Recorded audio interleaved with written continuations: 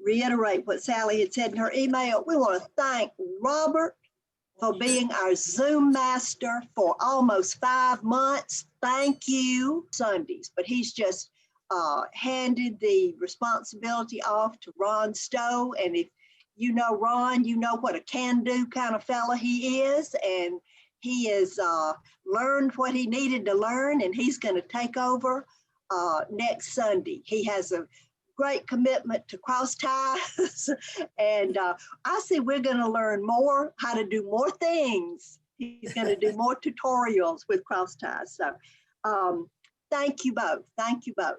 And Sally said in the email, and let's emphasize, be sure and pay attention, especially to the Zoom link in next week's email, because it will be different, but we think that's the only thing that will be different. So just pay attention and realize that we will have a different link. I want to say that we're so glad to have Quincy back with us this week.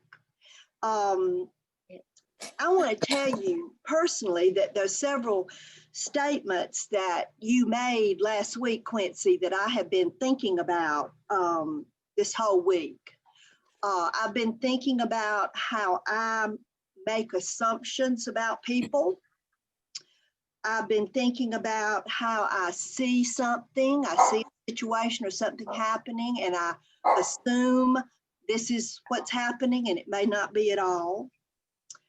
And I've been thinking about how I tend to focus on differences instead of what we all have in common.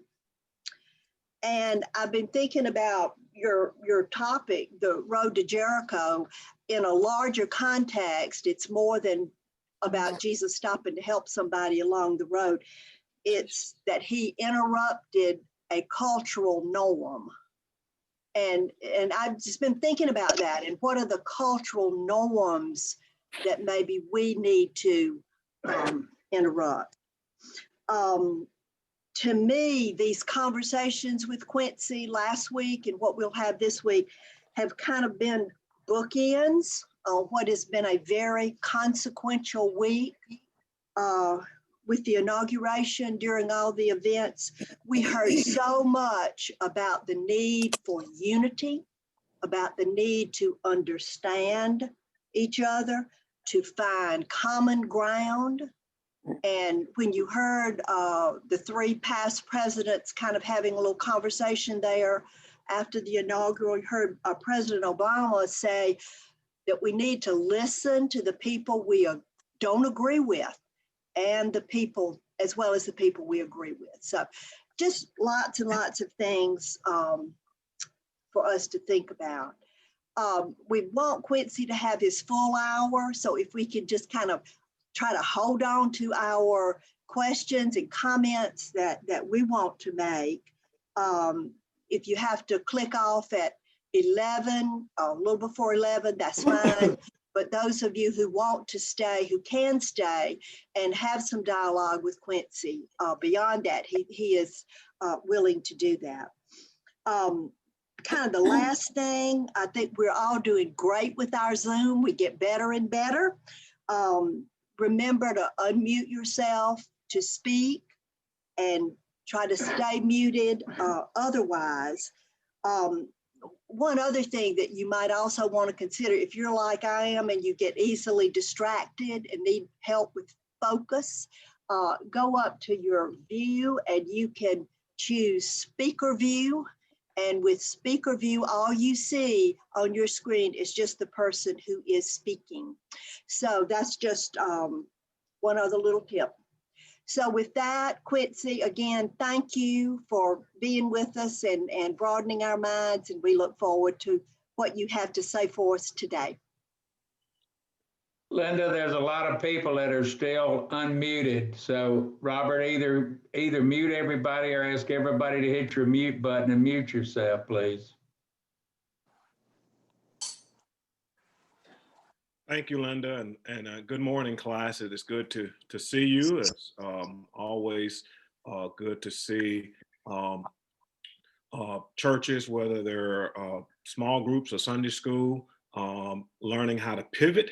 All of us are doing this. And what I've come to realize, I was up early this morning, and as I do, when I can't sleep, I begin thinking and just kind of let my thoughts just kind of run. And that could be a dangerous thing sometimes, but it occurs to me that all of us are, wherever we are on the spectrum in terms of church size or whatever we are, we have had to learn new habits. And this pandemic has forced all of us into a period of grief and loss, whether it is loss of health, the loss of loved ones, or it is about loss of what we used to have and what we used to cherish, being able to gather in person. I sound like a scratch CD that continues to skip on the same song, but I truly miss worshiping in person. Haven't been to a live church service other than a drive-in where I was in my car since late February, early March. And so I'm missing that as well. And so I just want to commend you all for your ability to pivot. I think that that is kind of the large umbrella theme of this particular concept that I'm talking about in Journey to Jericho. How might we pivot? How might we begin to look at things in terms, not look at things in terms of a problem, but offer an alternative perspective or a different paradigm, if you will, different mindset, and to suggest that some things are not interruptions, they're disruptions, okay? Interruption is what happens when you can pause, handle a situation, go back to what you were doing before. If I've learned anything in terms of church in this pandemic, this is not an interruption. This is a disruption. And so sometimes the disruption is not a problem to be fixed, but a chronic condition to navigate and live with. And some of you may or may not know, if I took a wager, and I'm not a betting man, but I'd bet and I'd win this one. I think I'm the only person on this call who has 4 kidneys. Anybody want to take a wager at that? Anybody? All right. I've had 2 kidney transplants, and so I had kidney failure, end-stage renal failure, and it is a chronic condition. The transplant is just a therapy. Okay. I will always have this condition, and so I'm always reminded that I've got to drink water to be hydrated. And so what if we looked at race instead of a problem to be solved as a chronic condition to navigate? And part of the way we do that is we have conversations. We have conversations with ourselves. We have conversations with others. And so part of this process of Journey to Jericho is about conversation and creating safe spaces so that it's less about judgment, not about calling somebody a racist, because that gets us nowhere, okay? That shuts down conversation. It's more about having conversation and dialogue and having a safe space so that we can be vulnerable with one another to begin to look at our underlying submerged beliefs. And folks, we have them, okay? You don't get out of this world without having submerged beliefs, okay? And if this were a psychology class, I would be talking about projection. Since this is church and, my background is theology, it's ultimately about how we navigate this chronic condition on this side of heaven called sin, okay? And so those are concepts that are not necessarily talked about a lot, but they are factor in. And as Linda said, in the Jericho story, the Samaritan story, there is a underlying submerged belief about hierarchy, about Israel being the one and everybody else is less than.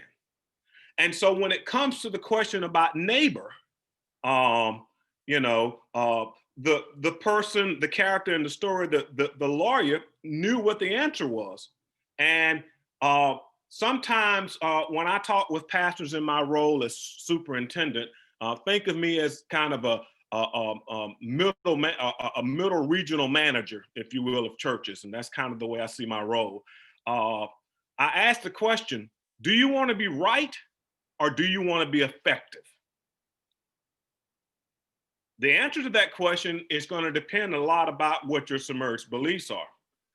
I don't know. I wasn't there in the Bible way back then, but it appears to me, and I'm imagining that the lawyer wanted to be right. The text said he wants to justify himself. And Jesus begins to tell this story. And in the story, the audience around him also buys into the submerged belief that the lawyer had. And so he upends this cultural assumption about what neighbors ought to do. And so, and it's about ethnic, he brings in the ethnicity and race of another. The lawyer doesn't do that, Jesus does that. And so, because that was the running issue of the day, that was kind of the stream of consciousness of the day, that, you know, Jews worship over here and Samaritans over there. And so that's part of the background. And part of what it means to be neighbor is to everybody we come in contact as a neighbor. And the reality is I struggle with that just as well as you do, because, you know, I'm a product of my environment and a product of my time. And I'm constantly having to unlearn the habits that I've picked up over life. You know, I constantly have to grow. And part of growing is understanding I may have been wrong about that. Okay. And how do I learn something different? All of us are there. And you know, my mother used to say, the minute you stop growing, you're dead. And I don't know about you all, but I like living. And so Robert, if you will give me the ability to share my screen, we'll do a review, and then we'll end. The rest of the time will be a couple of questions that I want to walk through and guide us through. So if we could do that.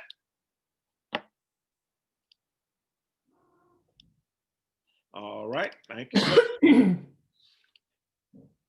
Okay, let's see here.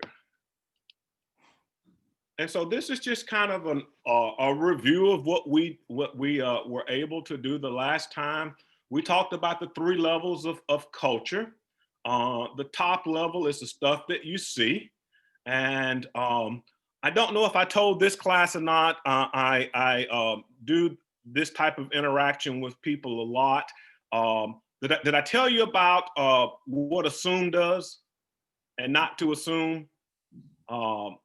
And so when I see something, I can't assume that I know what it is. I told you the story about getting gas and the gentleman with the gun and the submerged beliefs that were at play with me. And that's kind of an example. So there's stuff that we see, okay? There's behavior, data, artifacts, whatever a group does. And so you can identify those things. And if you're not careful, you might assume that you know what they mean.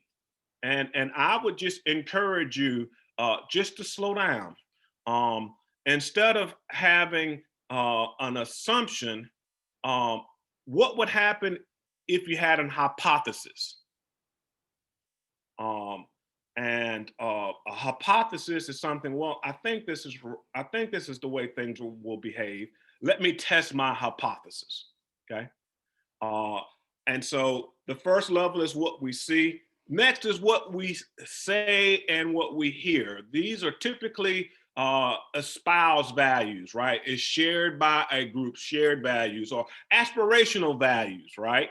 In a church, you know, I hear this all the time that all people are welcome, and that's a value, right? And I have no reason not to believe that until, of course, what I see and what folks say are two different things, right? And when there is a gap between what individuals, and in this case, what groups say and what they do, it's a clear indication that there's something going on underneath, submerged beliefs. And so in any type of congregation, the energy that drives the behavior is based upon the submerged beliefs. This is what drives the assumptions and the behavior, okay?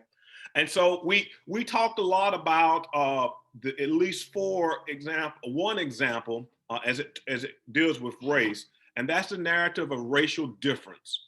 And then we broke it down to talk about individualism, relationalism, anti-structuralism. Neither of these perspectives are good or bad, okay?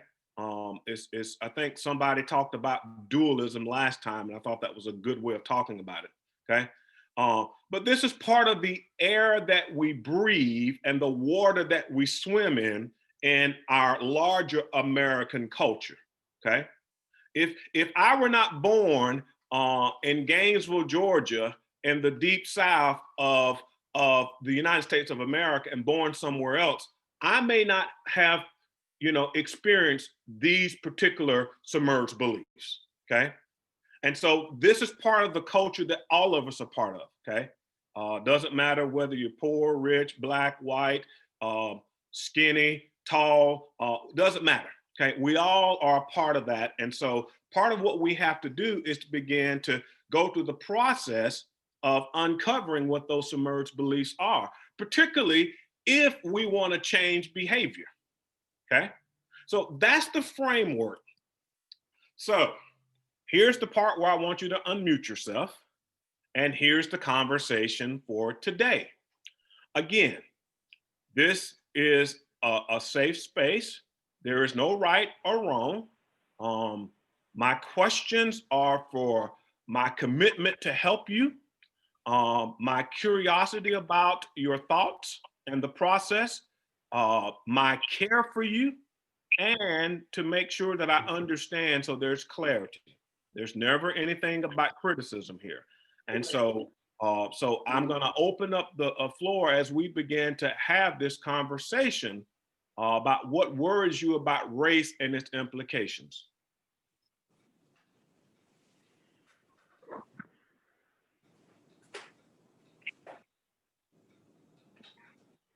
You already lost it. I can't. He always screws up the thing. Quincy, Yeah. one thing that worries me is that and this may be that we seem to have regressed Okay. in terms of relationships. Okay. And maybe some of that is a wrong perception on my part that we had achieved more than we had. Sure. But, it just seems that we are so polarized right now, and race is a part of that polarization. Sure.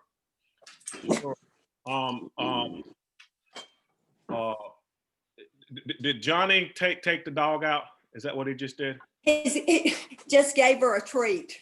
Okay. And so I was gonna use kind of an example. Hey Johnny, how are you? Good. Hey, I'm back. So when you go into the patient's room, you see these little scopes on the wall about blood pressure, and it goes up and goes down. That's my sophisticated way as a layperson to talk about that great equipment that it checks blood pressure and it does beeps and monitor. Is that accurate, Johnny? In terms of the graph going up and down in terms of heart rate? Yes. Okay. And so if we think about culture and our experience, particularly with race, what I suspect is happening is growth is happening, but there are peaks and valleys along this. It is not. You all remember the Price is Right game when the little Swiss guy goes up and the yodeling is in the background. It's this hill to go up, and then he gets to the top of the hill and he falls off. Y'all remember that game? I'm dating myself. And so part of the assumption in our culture is progress goes like this. I'm wondering if progress is more like this, right? And even in the ups and downs, there are even peaks and valleys in that, okay? And so if that is the case, then who's to say if we progressed or regressed? If it's a chronic condition, we are where we are. We've learned some things well, and we've learned some things that are not so well. The telephone thing came up. Did I lose sound?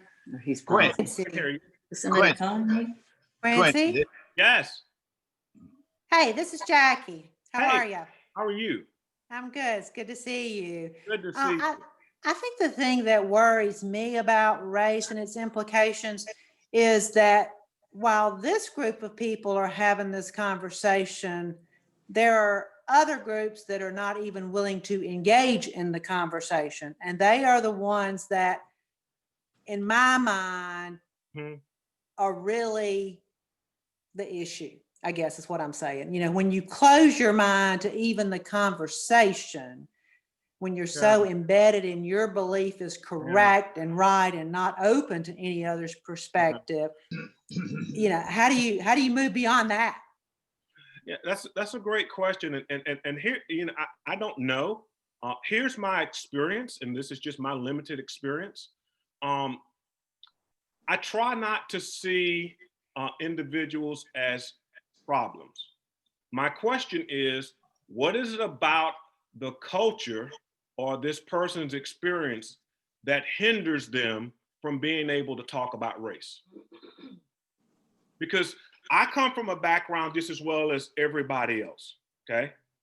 And so my background, where my father has a third grade education, okay? He had to go work the fields and tobacco. My mother has an 11th grade education because in segregated schools, the 11th grade was the farthest that you went. And she was a domestic most of her life. So that colors my experience. That's not all of it. And so what I would want to know is having conversation, and if you can find ways to have conversation, is just kind of listen. Again, do you want to be right or do you want to be effective?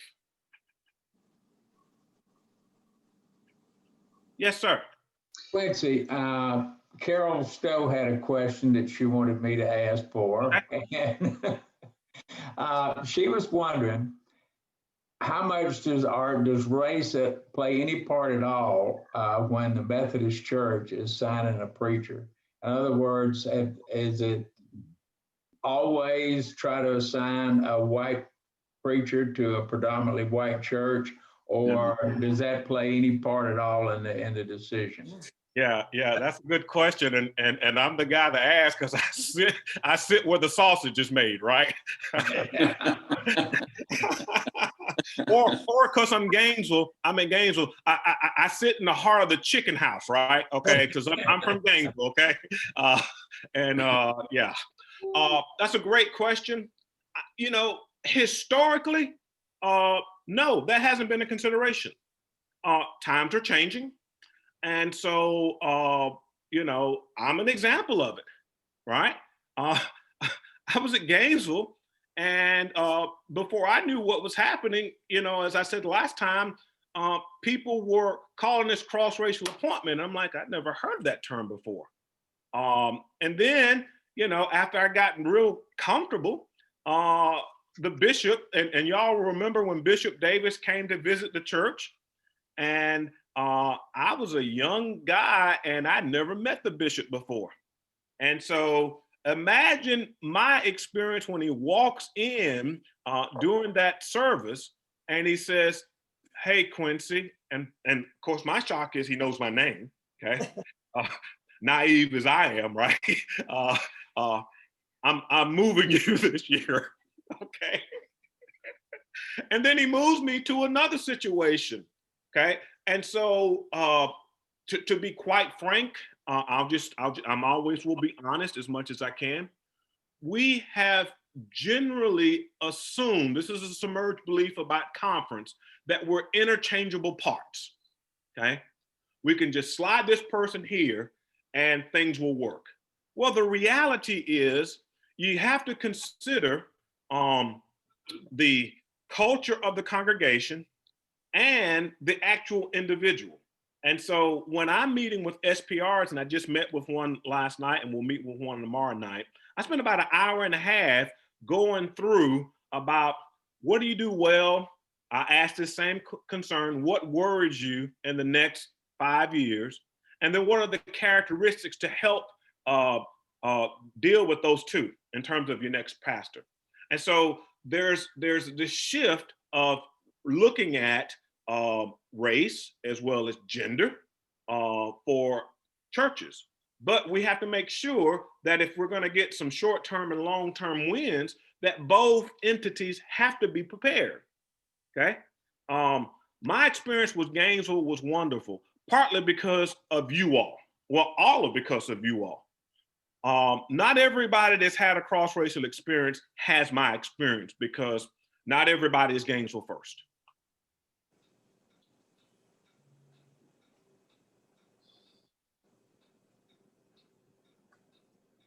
Quincy, going back to Jackie's question about conversation, yeah, how do we initiate those conversations within the church? How do we initiate those conversations that need to be had in the community? Mm-hmm. Yeah, so here's the tricky thing about conversations. If you press too hard, you don't have conversation. Okay. If you're trying to press. And so part of it is learning how to ask questions. Okay. And so one of the things that I would encourage you all to think about is what I just said about my questions. Okay. The underlying premise to every question I ask is about I'm committed to help. Okay. And sometimes, like when I get a phone call, whether it's from a pastor or from a church, I'm committed to helping the person on the other end. Now, sometimes that might mean to say, I'm not sure I'm the best person to help you. Okay. But I'm committed to helping you. And so I might offer this or offer that. Okay. So that's the first thing, your commitment to help. Okay. Showing that you care. This is stuff that we learned, growing up, and I'm an introvert by nature, if y'all haven't known that about me, okay? Which means that my batteries need to be recharged a lot, okay? And my batteries are recharged when I'm by myself. And so that means that I have to force myself to get interested, right? And so sit on the edge of my seat, don't slump my shoulders, look people in the face, in the eyes, have a, nod occasionally, smile, those type of things. Show that you care, okay? The other thing is have natural curiosity about the other person, okay? Instead of trying to put somebody on the spot to say, hey, why'd you do this? Why'd you do this? Have a natural curiosity. Secondly, in conversation, to show that, if somebody said, hey, I went to this grocery store the other day and this person pulled out in front of me, has nothing to do with race, but this is an example, okay? And so how do you show your care? Well, God, I bet that pissed you off, excuse my French, right? And so all of a sudden person's connecting. So we do this all the time. So we have to learn that just because you're dealing with race doesn't mean you're dealing with an alien. Okay, it's the same thing you do with your sister, your mom. So part of it is learning how to practice and learning questions to ask. Instead of making statements, ask questions and listen. One of the things that I could suggest is if a person tells you their experience, your job is not to question their experience. Okay, that's the hardest thing in terms of race. Okay, and so part of it's just listening to the experience and getting to know the person. Whether you agree with their perspective is not the point. Again, do you want to be right or do you want to be effective? Quincy, it seems to me that, this is Linda, that there are few opportunities for me to get to know people of another race. Sure. It may be different if you were in the workplace where there were people of different races, you're working together. But if you're just, in groups or maybe on a board, there may be one person of a different race or perhaps two. But I just don't see the opportunities to really get to know people and see what are all the things you have in common. Sure. Rather than the differences. Sure. And that's a good point, Linda, particularly because of COVID. But let me just test some hypotheses I have. How many of you on social media? How many on Facebook? Show of hands. Okay. You're not on social media. All right. So some of you are, some of you not. That's fine. How many of you go to the grocery store? Go to the grocery store? Right. All right. And so let me just ask the question. It's been a while since I've been to Gainesville. So I don't know where the grocery stores are now. I used to know, but I don't know. Let me ask, in your grocery store, is it just one type of person in your grocery store where you go? Yeah, pretty much. No. So there is no difference in your grocery store at all. Yeah. Yeah, so. Yeah, there's a lot of difference. Yeah. Okay. And If so you go to Publix, there's a lot of different right. people. And so there's an opportunity. Right? There's an opportunity. Okay. And so if you're like me, I go to the grocery store, I go to Publix, it's the closest one, and I'm a Publix guy. Okay.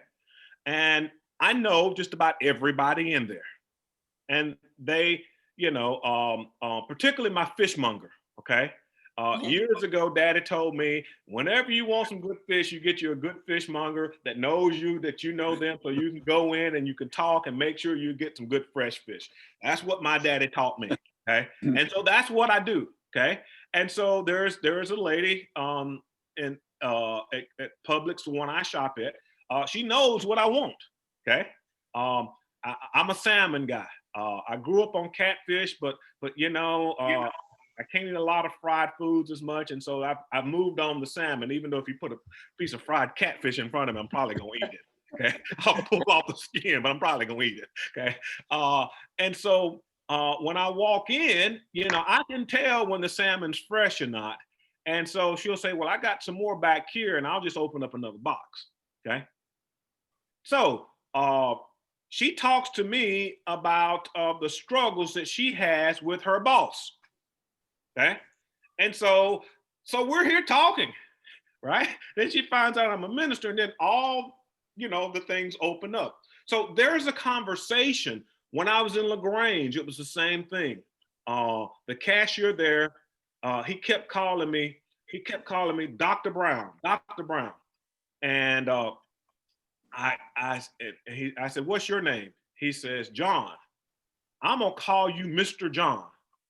He says, "Why?" I said, "Well, if you're calling me Dr. Brown, I'm going to give you the same respect by calling you Mr. John." And so we develop a relationship. He served in Vietnam. He was one of those people that got caught in the cracks and now, had a drug problem and now trying to get his life together. He's got all these tattoos on his arms. He was 62 years old. He lived right around the corner from the college. And so we develop a relationship. And so all I'm suggesting is if you go in it trying to force it, then you probably don't have. But if you step back and say, okay, well, where are my natural places that I go? Okay, so if you go to the grocery store, I don't know any grocery store that doesn't have people from different backgrounds in. I just don't know of any. Okay, and so begin listening to conversation. If you're at the checkout line, that's a great way to pick up conversation. Okay, I don't know about you, but when I'm at the checkout line, somebody's on the phone and they talking, or they're talking to one another. And if you are my wife and we're talking about what's on the magazine covers. Okay, so there's something always to have conversation. Does that help? Quincy? Yes. Hey, I wanted to go back to the EKG thing for a minute because I feel like, we go up and down, but at least we're going forward. We hadn't died. And I think I've got a really kind of a different perspective because I've worked in Gainesville High School for 20 years now. Okay. And it is such a diverse community and everyday interactions with every race. And it has been amazingly encouraging to see the progress we've made in 20 years and across the board. And so I think I have I'm not as worried about it as I might be if I weren't so immersed in it, but I really see so much encouragement in the interactions between the parents and the students and the staff. I think my perspective is a little different. Yeah, thank you for sharing that, Mindy. And what I hear is this is a 20-year process, right, for you? Yes. And so that kind of suggests that this didn't happen overnight. Exactly. That's helpful. Yes, and I think as far as the will of the community at school to further all races in education to the point of being ready for the workforce or for college, to have opportunities, to have gifted opportunities. The goal has been to make that access totally equal across the board. Okay. And I think we see it more and more and more in the statistics that come out at our graduation rates and stuff like that. So I think it's a real encouragement in education. Yeah, and so in this model, Mindy, what I hear you saying is your value or your saying is access to all, education access to all. Yes. But the stuff you're seeing in the 20 years fits with the sayings. And so now you're seeing it with test results. Yes. That's the model. Okay. And so if your value about education to all and people didn't experience that, then there would be a disconnect. Okay.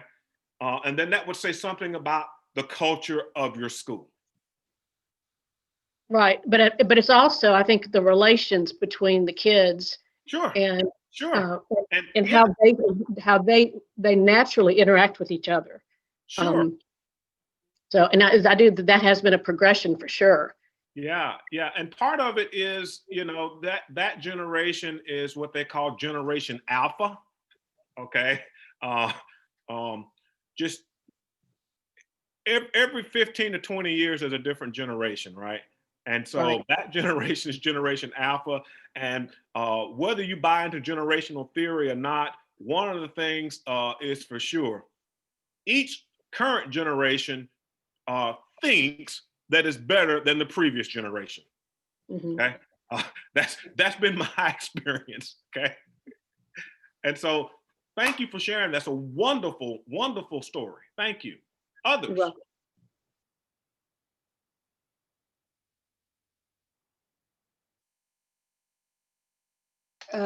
Quincy, hey, Yeah. This is Nancy.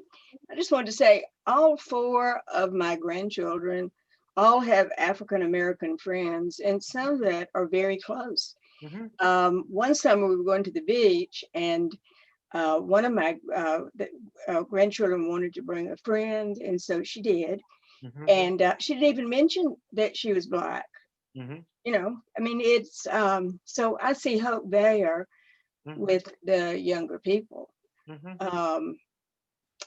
that they, you know, don't really, they're not seeing differences. Yeah. But I know we've got a long way to go. Yeah, what we do, and part of it is, you know, again, I've made this statement, and for some it's controversial, but there is evidence to prove race is socially constructed,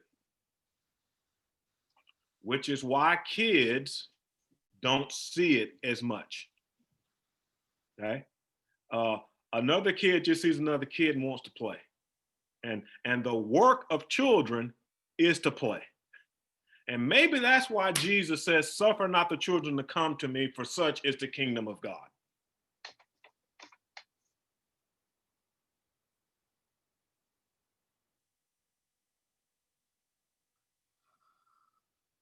Quincy, talk just a little bit about the role of the church in Okay, do the it. great, you know, the greater church, Sure.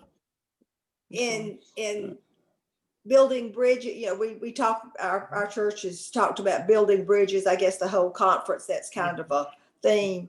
But you know, we still are somewhat isolated, I think, if Sure. the right word to use, from St. John, I mean, St. Paul, St. John, Right. the Black community. And I think don't seem to know how to bridge that, how to cross that bridge. Sure. And so that leads to the second question. Thank you, Sally. That leads to the second question. For me, again, when I look at things, I want to look at the underlying issue, okay, so that we can build some practices from, okay.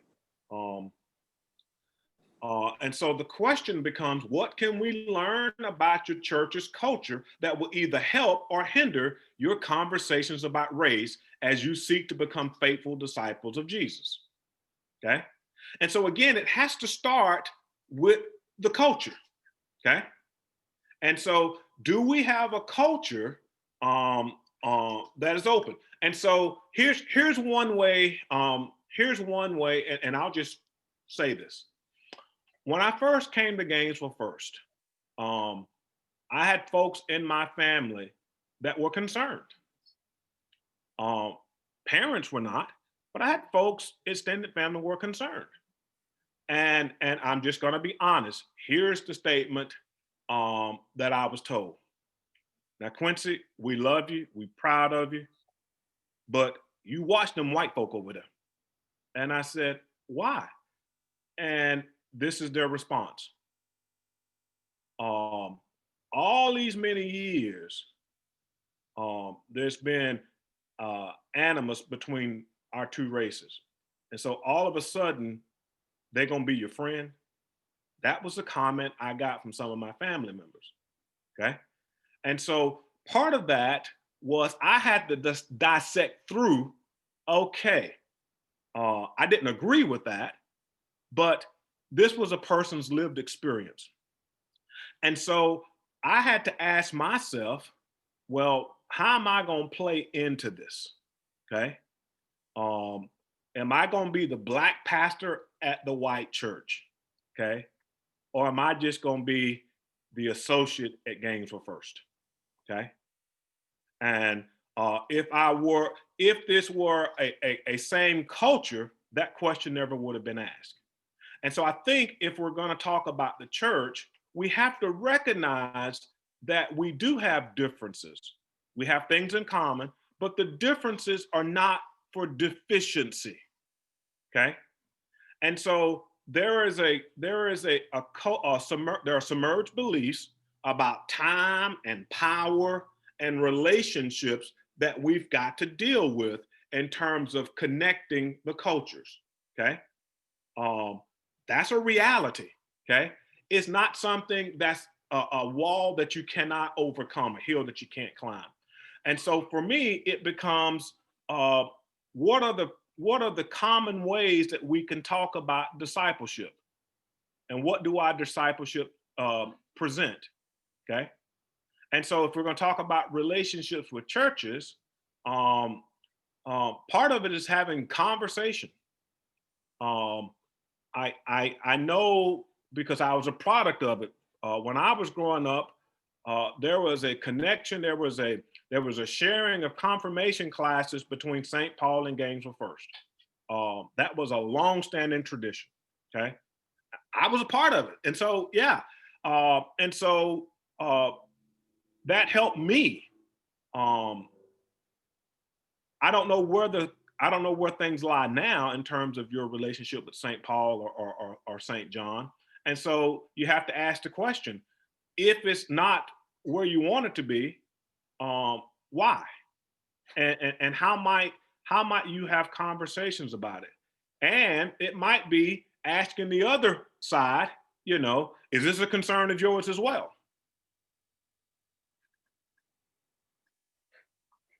Quincy, can you hear me? Yes, sir. I can hear you, sir. This is Jim Buss. Yes. Just to reemphasize your point, there's a little difference between race and culture, and there always will be. When one of our sons graduated from Georgia Tech in electrical engineering, about 40% of his class was Asian.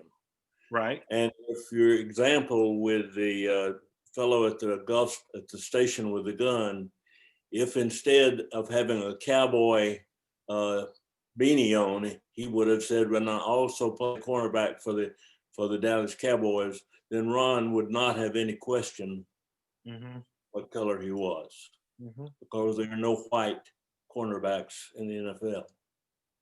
Well, they're not as many. They're some. Yeah. Right. So you have to realize that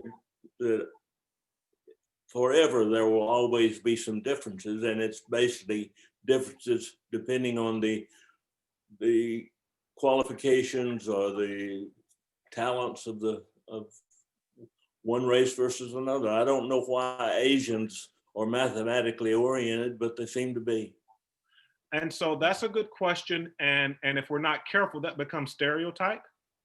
Yes. It becomes stereotype because here's the reality. There is an Asian culture that Americans do not understand. Okay. And part of it is, there is this high pressure to succeed more than it is in North American Western culture. And so, particularly, and it's the same thing in African cultures, okay? There is this, and West Indian cultures, okay? My wife is West Indian descent, and, we have these conversations about going to college. And to her, it was an expectation, okay? It was expected. There's the culture. For us, it was like, well, if we can get a scholarship to play some type of ball, okay? At least that's what it was when I was growing up. And so I think you're on to something, Jim. And so the question becomes, why is it that there seems to be a large population of Asians that seem to have proficiency in math? Why is that? And what is it about their culture that helps them to do that? Their parents' expectation has something to do with it. Sure. And I don't know, but when I was traveling the country and traveling the world, one of the things that I learned very quickly is people in other countries speak more than one language. We're the only folks that only speak one language. So there may be something to that. I don't know. Yeah, so those are things worth considering. So thank you, Jim, for bringing that out. And as a fellow double E, I resonate with your son. Okay, my undergraduate electrical engineering technology, so I resonate with that. What actually happened was that in taking a test, the Asian guy began to look on Larry's paper and he said, look, I think you're looking on the wrong paper. Larry quickly told him. Well, I hope Larry passed. Okay.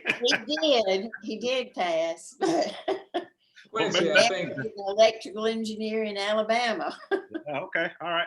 Yes, sir. Quincy, I think one of the things that talking about Asian culture, the countries are so overcrowded over there, Sure. and the opportunities are limited. So if you don't excel, then there's a lot less opportunity for you. And I think that may have lead to the amount of pressure on them to excel. And as far as the language is concerned, I think that was a matter of convenience too. If Alabama, South Carolina, Georgia, and Florida were all different countries and all speaking a different language, I think we'd know more than one language because of the close proximity. And if we're going to do business in Alabama, we'd have to learn to speak Alabamian. So I think those are a couple of. That's helpful. So is anybody proficient with Floridian and Alabamian? No, I'm strictly speaking cracker. Yeah, I know Alabamian. Okay, I spent a lot of time in Birmingham, so I know how to speak that language. And Florida, I guess, because I spent a lot of time at Mayo Clinic. So those are two places I know: UAB and Mayo Clinic.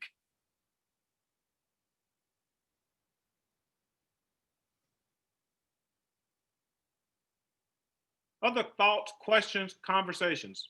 Yes, I would like to just ask kind of a broad question, if you would comment on it. It appears, at least in our part of the country, in our little part of the world, sure, our churches remain the most segregated part of our society. Right. The rest of society is going in one direction, but the churches remain where they are. Would you just comment on it? Sure. And so for sake of time, what I would suggest is they're both historical reasons and personal preferences that are at play here. The historical reasons in Methodist Church is quite frankly because one group wouldn't allow another group to participate fully. And so that other group left, not everybody. And so that's part of the history, whether it's right or wrong. But what I would prefer to talk about are preferences. What tends to happen at church as an institution is it becomes a lot, and I'm critical of myself here. This is not a criticism, but this is critical of myself because I'm part of the church. It becomes a lot about our own preference and our own comfort. And so maybe it doesn't start out that way, but it sure does end up that way. And so we see that in our society in terms of choice. And we saw that with the so-called worship wars, right? Where, well, I can't worship with drums. My mother had an issue with drums, okay? She said, that's barrel house music. You can't bring that drum set into God's house, okay? And so she was a stickler for that. And until we got a pastor whose former profession was a professional drummer, okay? And I said, well, Mama, how is it that you like him? Well, he knows how to play the drums. I'm like, what's the difference? Okay. And so there was a set of assumptions there. And so right now in the church, part of it, is about our preference. We've got so many churches to choose from. And a lot of it is our internal culture. Doesn't make it right, doesn't make it wrong. But if we're going to offer something where other people are invited, we have to be sensitive of the differences that we have and find things in common. Or you And, should speak. and in my experience, most churches, even though, all the ones I work with, even though they will espouse that they will do it, when the rubber hits the road, they typically do not. And part of that is the work that we have to do and the habits that we have to unlearn. Quincy. Yeah. Robert Bruner, you mentioned your mother, Barbara, a number of times, a wonderful lady. Got to know her over the years as a patient and was always impressed with her. And I can certainly understand why you've turned out so well, having known her. And we miss her. She's an outstanding lady, I thought. Yeah. Well, I appreciate that, Dr. Bruner, being my first dentist. So it runs deep here, and I hadn't talked to Marshall in a while, but we frequently connect on some things, and so it is good to have you all, the Bruners. Has always been a familiar and a well-respected name in our house, so we're grateful. That you were able to provide needed service for my family. Thank you. Thank you. Quincy, this is Yeah. this is Latrell. Yes. I just want to make an observation. Sure. For 20 years, I served on the Gainesville Multicultural Committee, and we did the Christmas is One Language concert at the Methodist Church. We started when Phil DeMore was the minister, and he was very accepting of it. And the whole purpose of it was to showcase the positive aspects of being a multicultural committee. And one of the groups that performed every year was St. John Baptist Church, the Angelic Voices. Sure. And every year we would be asked, now they're going to come, aren't they? The people in the church would always ask, make sure they were coming. And of course, they did come every year, and they were a big hit. But it was interesting that, because I have a lot of good friends at St. John, and until COVID, enjoyed going to church there from time to time. But their observation to me was, it's interesting that your church seems to enjoy our music, but yet your music is always very solemn. It is not the hallelujah music that we sing. And they found that most interesting, that we enjoyed them coming, but yet we didn't incorporate any of that. So I don't really know what that means, but I just thought it was very interesting that I guess that shows a difference in the two church cultures right there. Yes, there you go. There you go. So that's answer the first question about how we're going to do it. And so there has to be solidarity. And so how do you navigate this? Okay. Where one is more, here are terms, and I'm reluctant to use this, but there are terms that I'm gonna use, and they're psychological terms, and please don't hold me to this. But what happens when one culture in terms of music is more extroverted and another culture is more introverted? Right. Okay. And so introverts and extroverts have to get along. And so how do we hold that? How do we create something that both can find inspiration in? Right. And I think that's the hard work that churches have to undergo if this is a priority for them.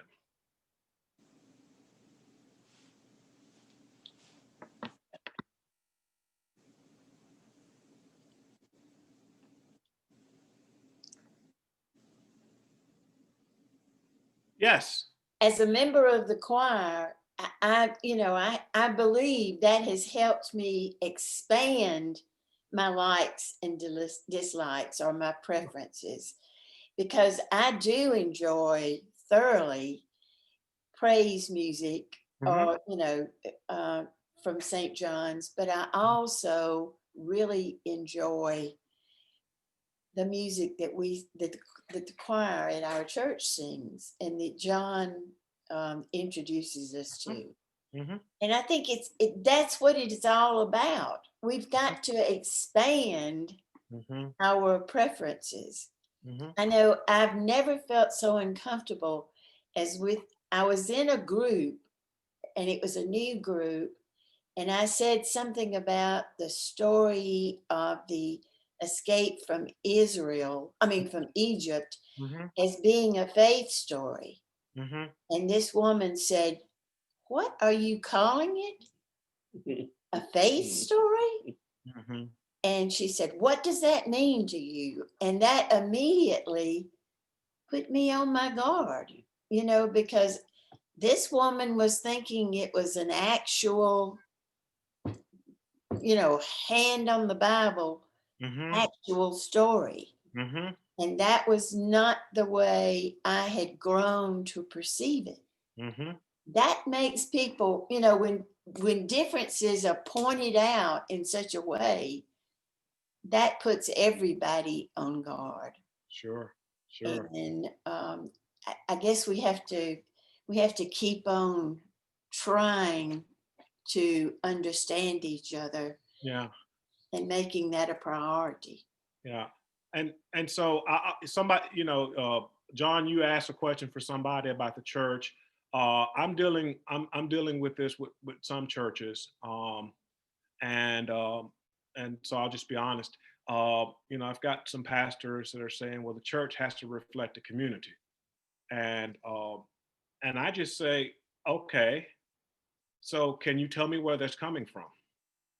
It's not that I disagree with it or that I do agree with it, but I want to know where the energy is coming from and if there's energy to do it. Because I'll tell you from experience, if it comes from top down, it won't work. It will not work. It has to be something that the Holy Spirit has worked with the congregation, that they're at least willing and open to have these conversations and follow the Spirit's leading. That's the only way it works. And so what I would suggest is, yes, it is difficult about pointing out folks' differences, which is why I try to find things in common. Okay, that's number one.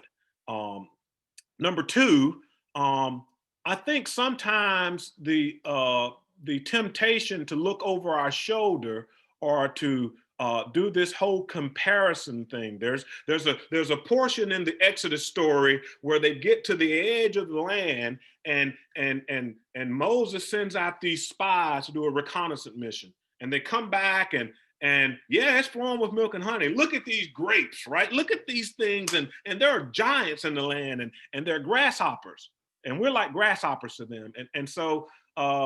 Sometimes we're tempted to compare ourselves with others. And I think that's a slippery slope for churches. I think that when you begin comparing yourself to another church, I think that you're in an area where if you're not careful, you'll begin to drift away from your own mission. And so what I would encourage, if we're going to talk about the most segregated hour, the question becomes, why is that a problem? Okay.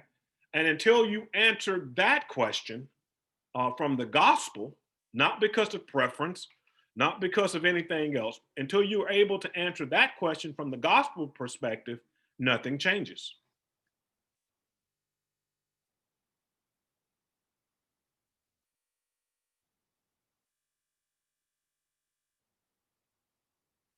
Other questions or comments? I recognize it's at the 11 o'clock hour. I am, like I said, I was done and I wanted to field questions. I appreciate this opportunity to share. You don't know how meaningful this is to me. I'm able to go back home to the people who made me who I am. And so I will always be eternally grateful for Gainesville First. I often have dreams about the church and serving in the church. And so, and those dreams are always positive. And so it was a wonderful time of my life that you all took a chance on me. And so I will always be eternally grateful for your faithfulness, your witness, and I keep up with you through Alice. I tell Alice, I said, now you're the DS of some of my favorite people. And she reminds me, I'm the DS of some of her favorite people because her home church is Conyers. And so we're always trading stories. And so I'm grateful. Thank you for your hospitality and the question. I'm happy to stay on for people that want to remain, but other folks, God bless you. And may God take you from this place, but never from God's presence. Thank you, Quincy. Thank you. Thank you, Quincy. Thank you. Thank you, Quincy. Thank So you. good to see you. Yeah. We're proud of you. We love you appreciate well. you. God bless you. I'm grateful for all of you. And we hope that you'll join us again sometime. All you have to do is call and ask. I'm happy to Okay. make myself available. Good. And we hope it'll be in real time, real life. Well, you know, we can pray for that, and I would be the first to drive the games, well, if that's the case. So, We will remember that. That's great. thank you. Thank you, Quincy. You're very welcome. God bless you.